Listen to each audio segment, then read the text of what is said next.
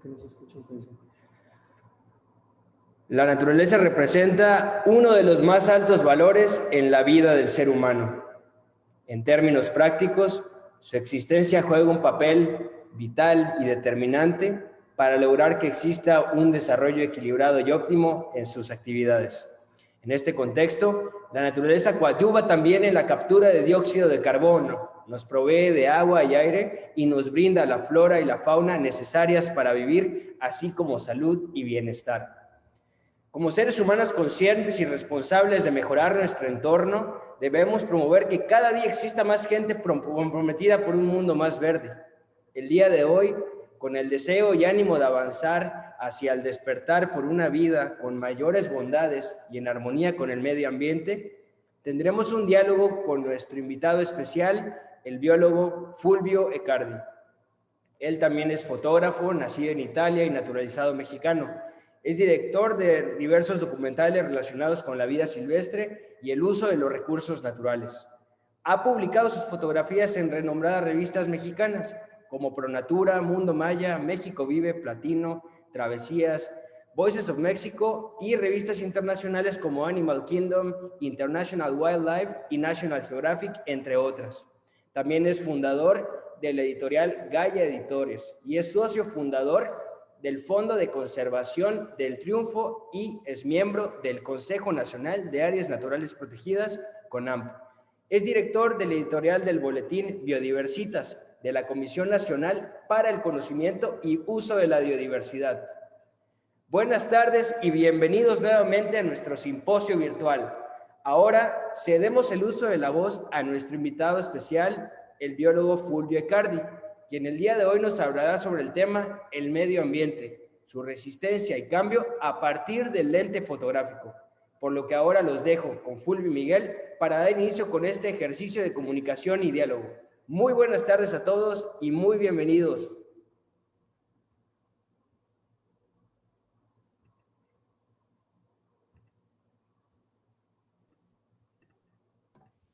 Hola, buenas tardes. No veo a Miguel. Hola, buenas tardes a todos y muchas gracias por la invitación. ¿Cómo están? Tienen mucho calor ahí, ¿verdad? Así es, estamos con un gran calor ahorita y me imagino que tú por ese atuendo que traes, bastante frío. Sí, aquí hace fresco, está lloviendo, pero muy a gusto por otro lado. Muy bien, vamos por un video de presentación y comenzamos, Julio. Ok.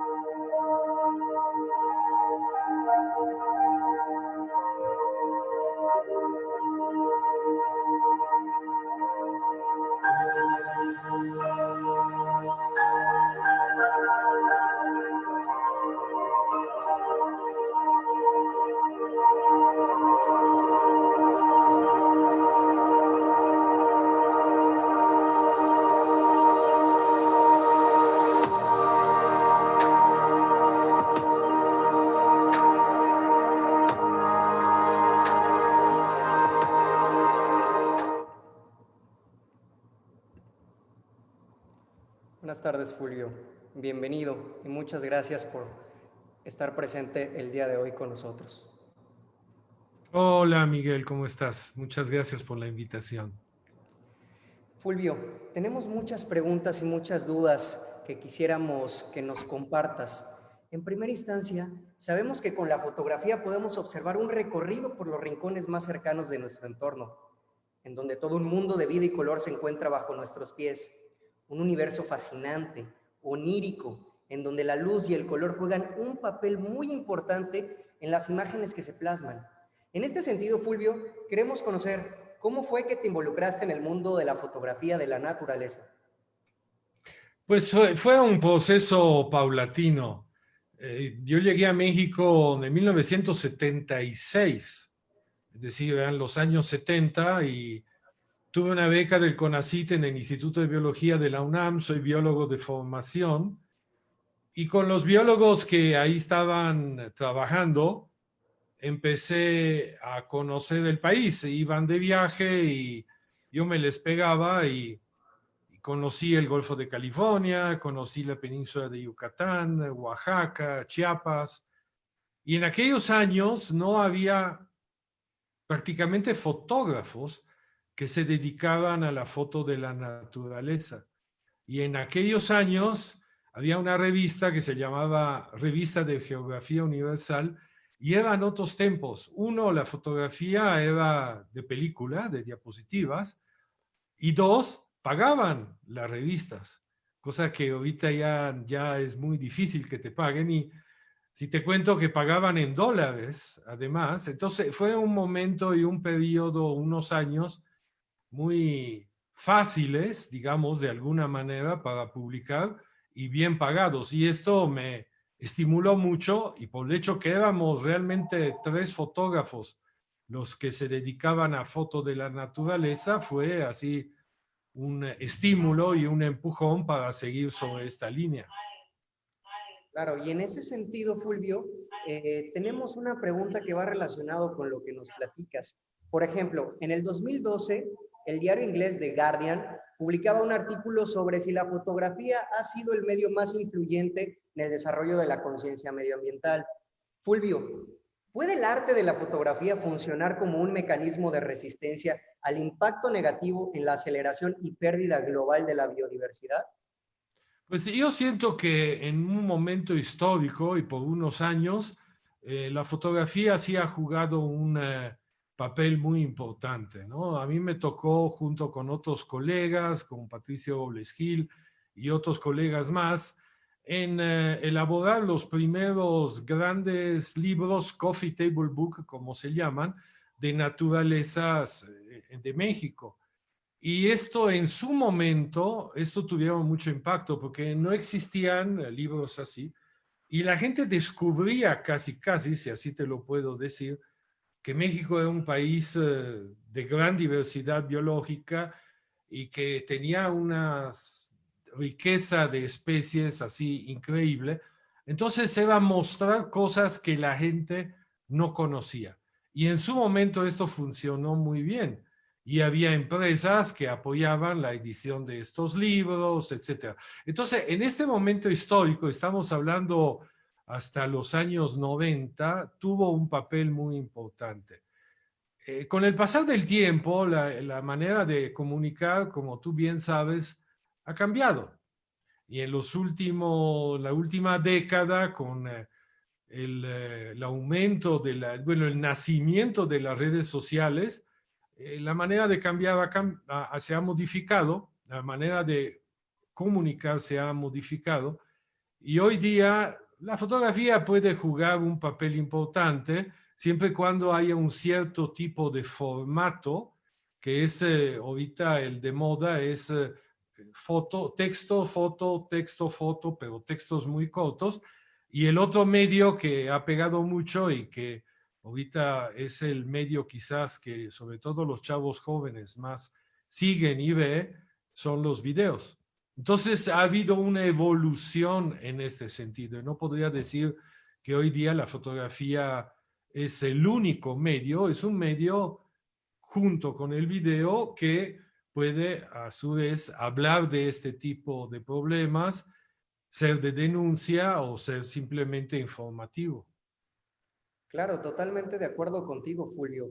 Inclusive, nuestra siguiente pregunta se relaciona con todos los documentos que has logrado compartir con toda la sociedad, con todo el mundo. Sabemos, por ejemplo, que la imagen nos lleva en un viaje maravilloso por tierras, mares, cielos de naturaleza dotada de infinitos colores, contrastes y misterio. México, Naturaleza Viva, un libro de tu autoría que ha sido exhibido en distintas galerías del mundo. Sabemos que se ha exhibido en Tokio, en Nueva York, en Ciudad de México, entre otras ciudades. Es testimonio de la biodiversidad de un país catalogado como el nuestro entre los 5 más ricos del mundo en flora y fauna.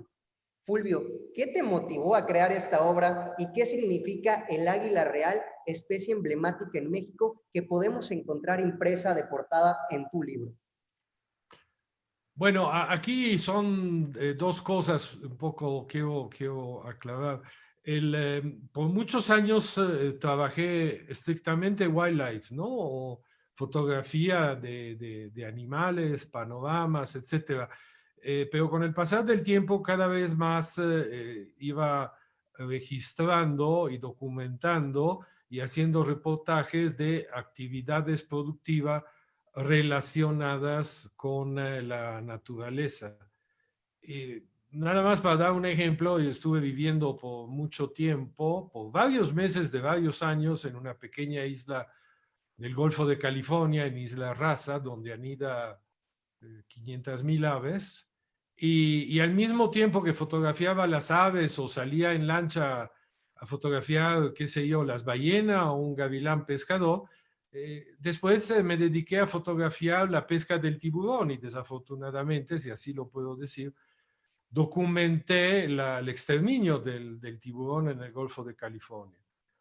Entonces, y esto lo hice en varias regiones del país por varios años y de repente tenía este material entre mis manos y de ahí nació la idea de hacer una exposición grande al aire libre, gratuita, imitando lo que se había inaugurado un año antes en París con una exposición de Yann Arthus Bertrand, un fotógrafo francés, que era La Tierra vista desde el cielo, ¿no? Que hasta la fecha ha sido el libro que sacaron el más vendido coffee table book en la historia. Y él puso una exposición en la reja de Chapultepec, pero la puso de manera provisional, con una estructura provisional. Cuando él se salió, porque sacaron todo lo que estaba la infraestructura, dije, ¿por qué no hacemos una magna exposición sobre la diversidad biológica de México?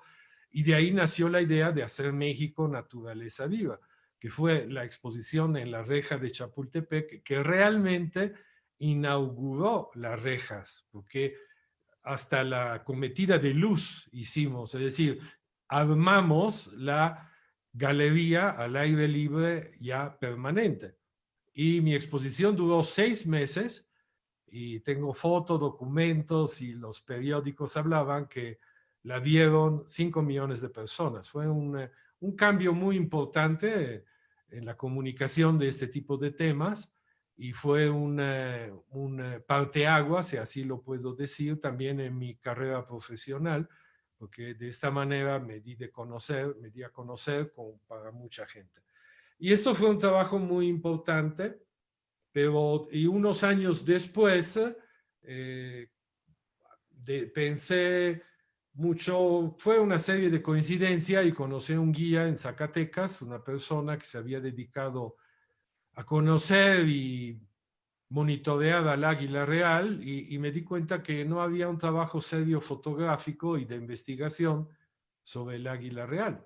Entonces fui que me metí en el tema del águila real, fue un trabajo de 5 años, fue un trabajo muy demandante, muy complicado, porque significaba volverse invisible al ojo del águila real, que es el animal con la mejor vista que hay en el planeta. Entonces era un trabajo en escondites, entrar de noche, salir de noche, fue un trabajo muy demandante y de ahí salió un libro que se llama Águila Real, símbolo vivo de México, y sobre todo hicimos una exposición muy, muy grande en el castillo de Chapultepec, en todas las salas temporales del castillo de Chapultepec, y también fue una exposición vista de un público muy amplio. Bueno, en ese sentido, Fulvio, sabemos que tienes un expertise sumamente amplio, que has tenido la posibilidad de poder absolutamente ver todos los paisajes y la biodiversidad en este país. E inclusive se relaciona también con la pregunta que tenemos en este momento para ti. Sabemos que México es uno de los países con más diversidad biológica en el mundo. Sabemos que es un país megadiverso.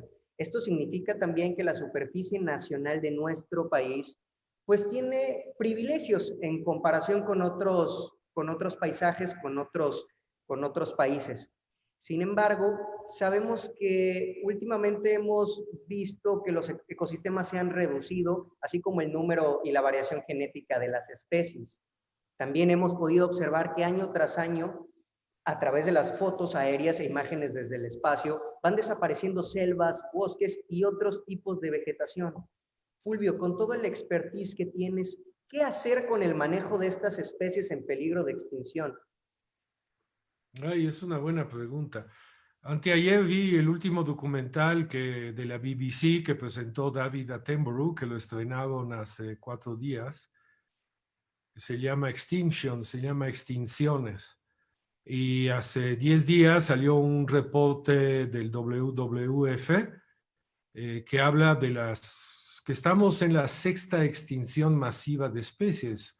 Estamos perdiendo en tiempo muy cortos un montón de especies y piensan que este estudio habla de las poblaciones. Han estudiado, parece, 20.000 poblaciones de diferentes especies, es decir, la población de los elefantes, de cuántos elefantes hay, la población del salmón de Alaska, sobre los vertebrados, habla solo de los vertebrados, pero desde 1970 a la fecha, al 2016, lleva el reporte, es decir, estamos hablando de 46 años, 46 años, se ha perdido más del 60% de estas especies. Y en algunos casos, sobre todo lo relativo a los peces, se ha perdido más del 80%.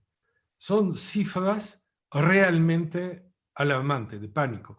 Y no hablemos, por otros estudios, de la pérdida de los polinizadores, de los insectos. Entonces, estamos frente a una catástrofe, yo podría decir, siempre el ejemplo que hacemos en la Conavio, el doctor Sarucán hizo este ejemplo hace muchos años, es como si estuviéramos volando en un avioncito y le quitamos un remache al avioncito, no pasa nada. Le quitamos otro remache, no pasa nada. Y seguimos quitando remaches y el avioncito sigue volando. Pero llega un momento que quitas un remache y el avión se cae. El ejemplo es muy significativo porque las especies son los eslabones que hacen funcionar los ecosistemas. Es decir, si no hay polinizadores, si no polinizan las plantas de la selva, de los bosques, etcétera, no van a vivir, no van a funcionar los ecosistemas. Entonces, perder especies es una real tragedia y finalmente una de las consideraciones, los análisis, la gente que está escribiendo, los intelectuales, científicos, académicos que están escribiendo sobre este tema, dicen que obviamente hay que cambiar la manera de que el hombre, que la sociedad, digamos, produce sus bienes. Y en particular, hablaban de la producción de los alimentos. Tenemos que hacer unos cambios estructurales muy, muy grandes que posiblemente, si se logran hacer, van a provocar mucho desajuste, es muy complicado, pero si no los hacemos, será muy triste lo que va a pasar a la humanidad de aquí a 20, 30 o 50 años. Sí, por supuesto, Fulvio. En ese sentido, me parece que estamos ante un fenómeno que pudiera ser de alguna u otra manera frenado, que si tuviéramos el conjunto de toda la sociedad, todos los gobiernos, instituciones, podríamos frenar el tema del cambio climático y el efecto negativo que tiene. Y de hecho también se relaciona con la siguiente pregunta. Por ejemplo, Fulvio, cuando tú tomas una fotografía, sabemos que tienes la oportunidad de conocer y dar a conocer los paisajes que nos ofrece nuestro país. Pero desde tu óptica y hablando ya de un tema de desarrollo económico, ¿cuál es la relación que tienen los diferentes ecosistemas de nuestro país con las oportunidades en el desarrollo de economías sustentables? Pues es un tema en el cual me he metido mucho en los últimos años.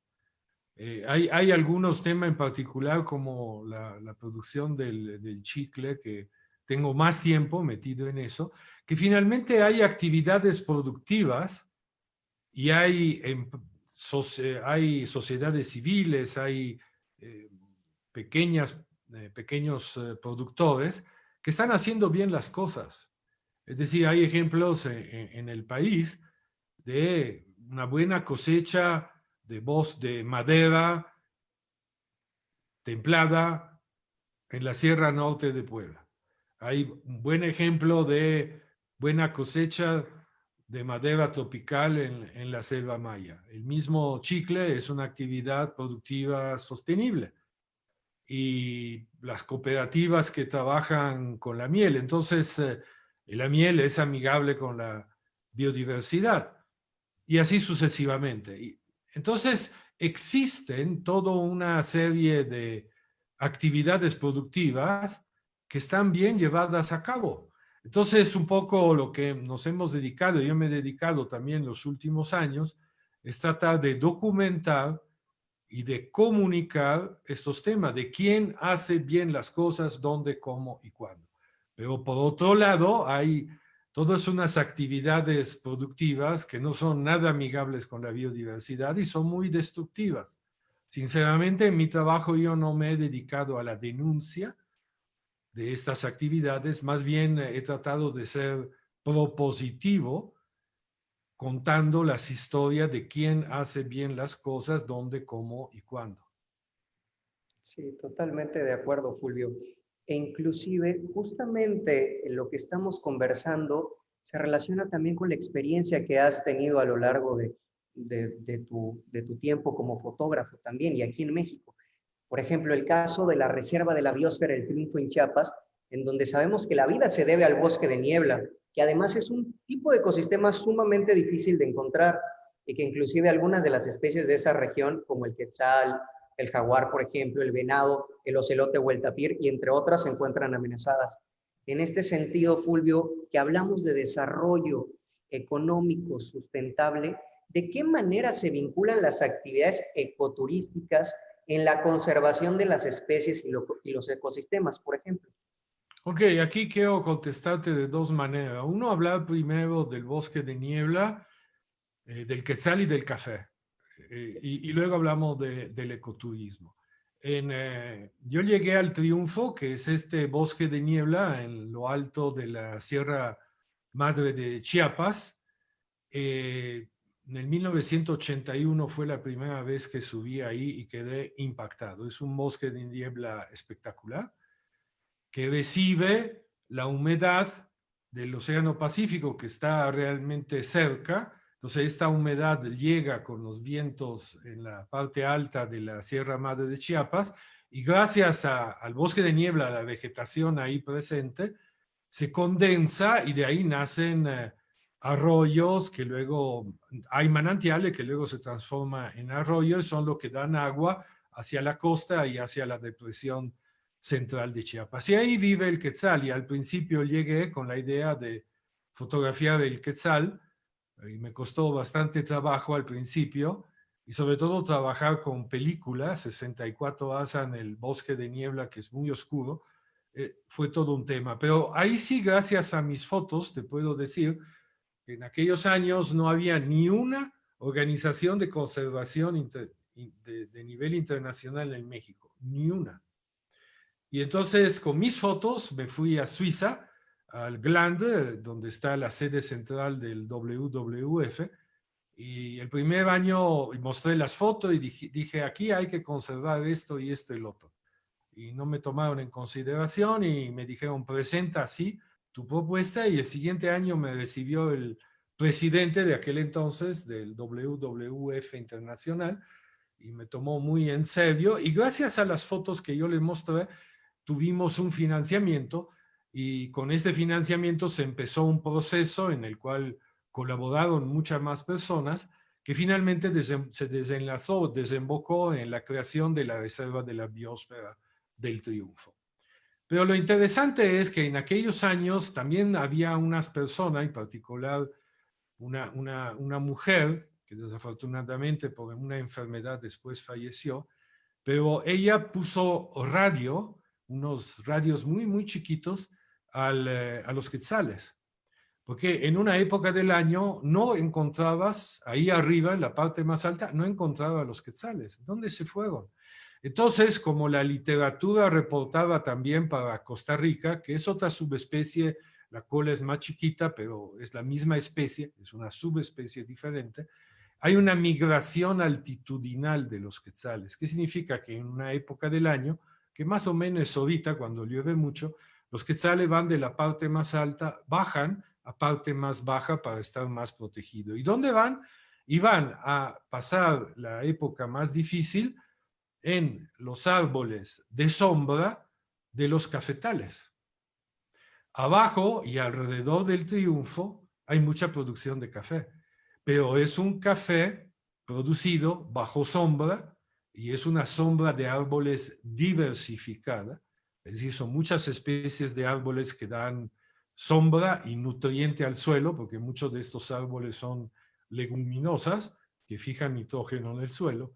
Entonces, de esta manera vimos que hay una relación entre la historia natural y la vida del quetzal y la producción de café. Y ahí alrededor del Triunfo hay productores que usan, hay una cooperativa, SESMACH, que es una cooperativa de productores de la Sierra Madre de Chiapas, que usa como logo en el paquete del café un quetzal, porque efectivamente hay una relación entre el quetzal y el café que producen ahí. Entonces, de ahí viene lo que nosotros podemos hacer como consumidores. Yo siempre digo que en el momento que seleccionamos un café de una marca internacional versus un café de una pequeña cooperativa de productores de café y conocemos la historia que está detrás de este paquete de café que compramos, hacemos una diferencia entre hacemos una diferencia en este lugar que a lo mejor es lejano a nuestra vida cotidiana, pero que ahí hay alguien que produce algo que finalmente llega a nuestra mesa, porque nosotros tomamos café y de algún lado se produce este café. Esto es la parte del quetzal, del bosque de niebla y del café. El turismo, hay un tema que también me metí bastante en el tema de turismo, sea en la zona maya de Quintana Roo, sea en la Marqués de Comilla, que está al sur de la península, al sur de la reserva de la biosfera Montes Azules, en la Lacandona, y en la Sierra Juárez de Oaxaca. Y existe un turismo que es llevado a cabo por pequeñas comunidades, es un turismo de bajo impacto y en particular en la región de la Lacandona se ha desarrollado, todo un programa que ha hecho Natura Mexicana sobre lo que llaman turismo de conservación, en el cual construyeron con apoyos de privados, de particulares, unas infraestructuras turísticas que finalmente se dieron a los ejidatarios que viven ahí a cambio que los ejidatarios no talen los remanentes de selva que tienen ahí en su ejido y ellos son hoy día los dueños de la infraestructura turística y a cambio manejan la infraestructura, reciben los turistas y a cambio mantienen en pie la selva tropical. Entonces,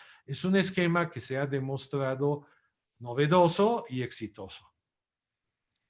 Vaya que ha sido una ardua labor para la gente que se encuentra en el Triunfo, ¿no? El hecho de poder mezclar, vincular la conservación, el medio ambiente, los ecosistemas y la parte económica, pues evidentemente es un tema importante, ¿no? Que nos gustaría que más adelante pudiéramos tener una charla contigo también para platicar más a fondo del tema de las economías sustentables. Sin embargo, también quiero preguntarte, Fulvio, un tema que está totalmente a la vista de todos los nacionales.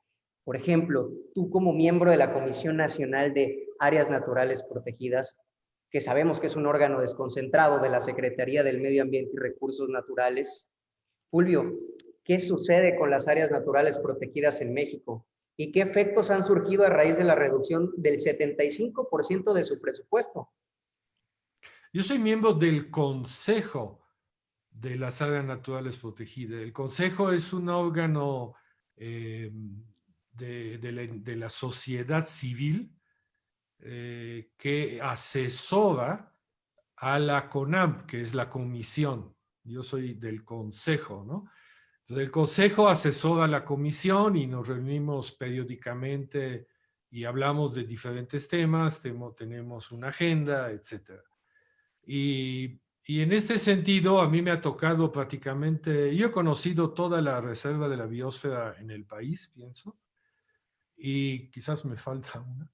Y, y a lo largo del tiempo, cuando se crearon la reserva de la biosfera en particular, que son las reservas más grandes, etcétera, pensábamos que este camino de crear reserva y luego de tener una comisión que se dedicara a eso y que tuviera recursos, era un camino que estaba funcionando y ha funcionado por mucho tiempo, pero desde luego para hacer vigilancia, monitoreo, acompañamiento, toda una serie de cosas que la CONAMP se ha dedicado en estos años, se necesitan recursos. Y desde luego que los recortes que ha habido últimamente han golpeado y están golpeando muy duramente el manejo de estos grandes espacios silvestres. Y sí, sinceramente estamos preocupados, en particular nosotros, que yo sigo siendo muy activo en, la, en el Fondo de Conservación El Triunfo, estamos pensando y hemos apoyado las actividades de la CONAMP en la reserva, y ahorita estamos viendo otros posibles canales de financiamiento porque las reservas y su personal se han visto de repente sin recursos o con recursos muy limitados para operar, para moverse, para hacer su chamba. Entonces sí estamos preocupados, pero hemos visto que en este momento político histórico se han tomado unas decisiones de unos recortes en los cuales yo no necesariamente estoy de acuerdo y que han golpeado duramente también el tema del manejo de las áreas naturales protegidas.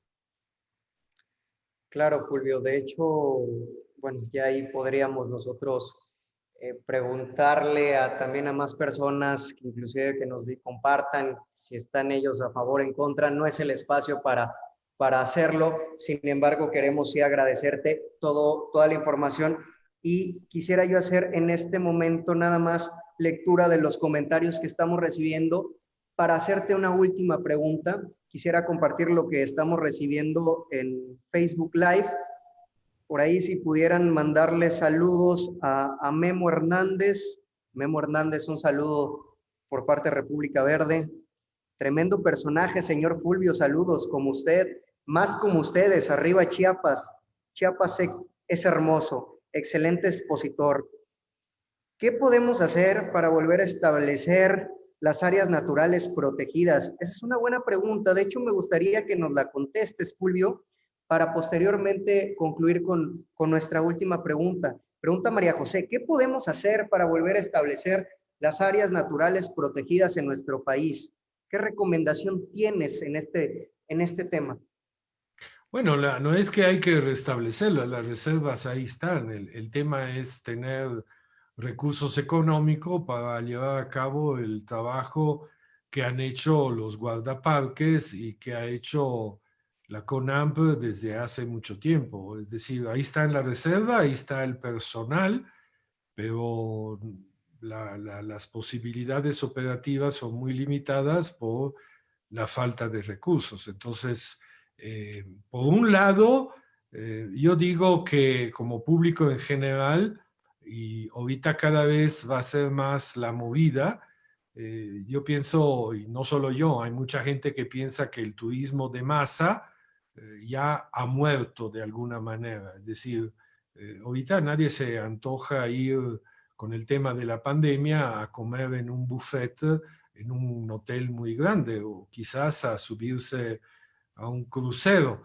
El público, los usuarios, la gente, estamos viendo que es una tendencia la de hacer un turismo más cercano a donde vive, por un lado, y por otro lado más familiar, y por otro lado encontrar lugares donde quedarse más pequeños, ¿no? Entonces, de esta manera es la manera en la cual se pueden conocer estas áreas naturales protegidas. Hay diferentes áreas naturales que son muy visitadas, que alrededor de las zonas núcleos, etcétera, hay infraestructura por lo general manejada por comunidades locales, entonces estás aportando algo económicamente importante para las comunidades locales y conociendo, yendo, platicando con la gente, ves cuáles son sus necesidades y sus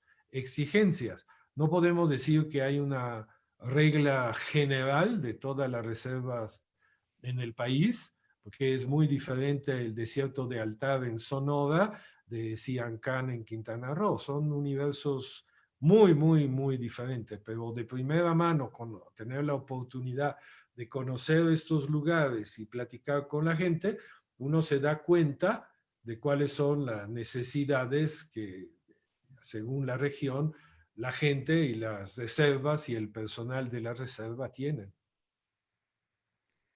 Fulvio, pregunta obligatoria.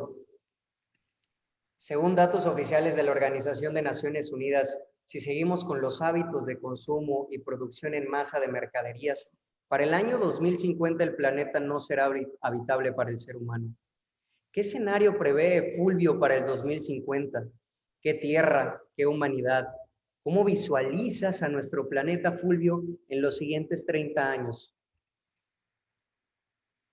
Trato de ser optimista, pero últimamente los datos y estando en la Conavio y de repente tenemos acceso a una serie de información, de datos, de imagen de satélite, la misma NASA o otras instituciones espaciales nos dan acceso a unos datos que son realmente muy preocupantes. Yo pienso que no ha quedado mucho tiempo y de veras les recomiendo, está en YouTube el video de la BBC de David Attenborough, se llama Extinciones, véanlo, te da un panorama de lo que está sucediendo y realmente es muy preocupante, pero como ahí dice, comparto la idea que todavía estamos a tiempo de hacer algo.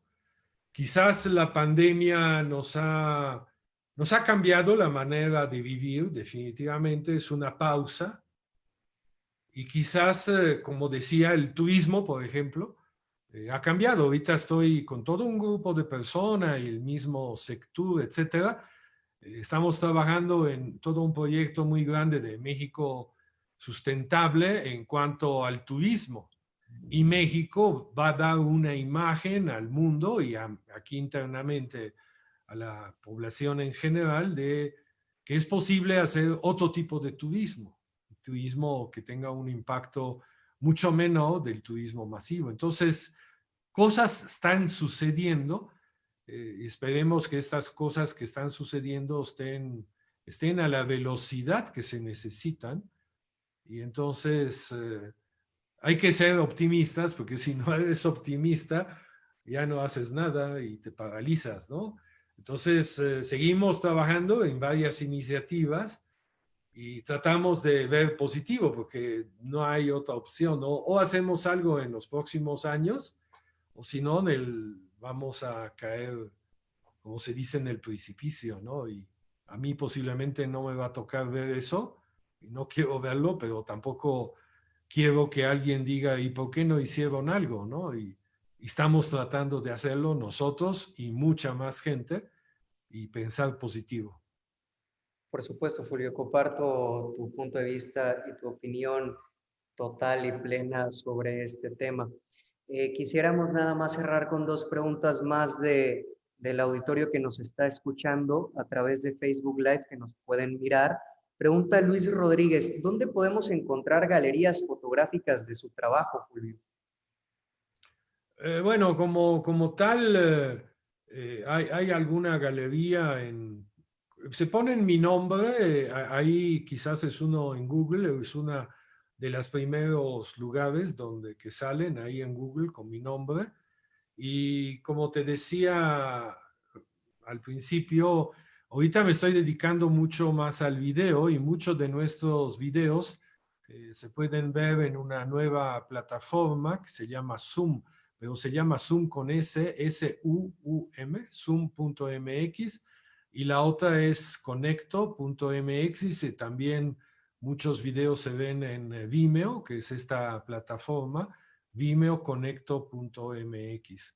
Pero si buscan con mi nombre, ahí hay varias entradas que te pueden llevar a ver fotos y videos de lo que hemos realizado en los últimos años. Vaya que tienes muchísimo material. Yo he tenido la fortuna de conocerte, Fulvio, y sé de toda la experiencia y todo el documento, la documentación masiva que tienes, porque tienes cientos de miles de millones de fotografías y ha sido un trabajo verdaderamente arduo el que has hecho. Y aprovecho también para preguntar lo siguiente. Dice Vanessa Rodríguez: Fulvio, ¿cree que esta situación que estamos viviendo sirva para que todo esté menos afectado? No sé cómo plantear mi duda. No te entiendo, ¿cómo menos afectado? Dice, ¿crees que esta situación que estamos viviendo sirva para que todo esté, supongo, mejor? O sea, con el tema del COVID. Hablabas del tema de que, si bien ha favorecido para pausar un poco el medio ambiente, el mundo, los índices de contaminación, ¿cuál es tu perspectiva de esta pregunta? Bueno, en realidad es una pregunta que prácticamente nadie puede contestar en este momento. Si ven, todo esto de la pandemia está evolucionando y los expertos dicen cosas, pero no hay una certeza. Si ahorita estamos viendo lo que está pasando en Europa, en Francia, en España, hay rebrotes, hay repuntes, y ayer López-Gatell dijo: aguas, vamos a tener rebrotes aquí en México. Entonces, hasta que no haya realmente una vacuna, y aquí estamos hablando de tiempos largos, no va a cambiar esta situación. Pero en eso yo pienso que cada quien de nosotros ha reflexionado sobre lo que es importante y lo que no es importante. Posiblemente muchos de nosotros han dejado de comprar ropa, para decir algo, pero se han dado cuenta que sigue comprando comida, porque la comida es fundamental. Entonces te das cuenta que quizás la tienda que vende ropa no es tan esencial como el agricultor que cultiva algo que bien o mal te llega a tu mesa. Entonces ha sido un periodo, yo pienso, para muchos de nosotros, de reflexión y de valorar lo que es importante y lo que no es importante. Y en este sentido, quizás todos extrañamos también el podernos abrazar, el podernos convivir juntos en una fiesta, en una cena, etc.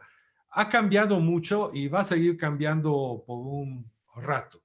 Y esperemos que esta pausa y esta reflexión sirva, y muchos están hablando de esto, periodistas, científicos, académicos, etcétera, que también vayamos, gracias a estas reflexiones que hemos hecho en este periodo, a hacer un cambio en nuestros consumos, que finalmente nuestros consumos, en términos generales, son lo que más han cambiado y modificado los ecosistemas a nivel planetario. Totalmente de acuerdo. E inclusive queremos cerrar con la siguiente frase, Fulvio. Una sociedad se define no solo por lo que crea, sino por lo que se niega a destruir. El día de hoy hemos tenido la oportunidad de escuchar de viva voz por parte de nuestro invitado especial sus experiencias y propuestas, de las cuales estamos seguros que tendremos la posibilidad desde nuestros hogares de generar nuevas iniciativas para cuidar nuestro planeta, por lo que agradecemos enormemente la participación de Fulvio Ecardi. Fulvio, muchas gracias por acompañarnos y esperamos tener el gusto de realizar este ejercicio de comunicación nuevamente contigo. Ay, muchas gracias, Miguel. Muchas gracias a República Verde por el espacio y por el tiempo, y con mucho gusto, cuando quieran, seguimos platicando de temas más específicos, lo que quieran. Yo siempre para ustedes voy a ser siempre disponible. Muchas gracias, Miguel. Gracias a ti, Fulvio. Asimismo, es para nosotros un honor que nos acompañen, y les recordamos que el próximo lunes 28 de septiembre tendremos a nuestro siguiente invitado especial, el filósofo y catedrático Federico Puls.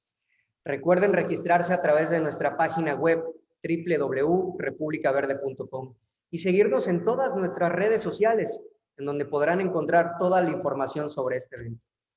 Muchísimas gracias a todos. Muchísimas gracias, Fulvio.